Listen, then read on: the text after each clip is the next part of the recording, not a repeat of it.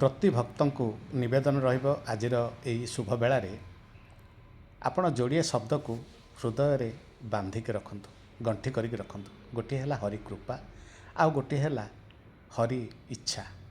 आपण जहाँ चिंता करुछंती ताकू आपण पाई जाउछंती ताहा होछि हरिंकर कृपा। हरि कृपा करुछंती आपण पाई जाउछंती एवं जहाँ आपण इच्छा प्रकाश करुछंती एवं पाइबारे डेरी होउछि किंबा पाउनाहांती हरिकर इच्छा नाही बोली आपण माने भाबी नबाकू हबो।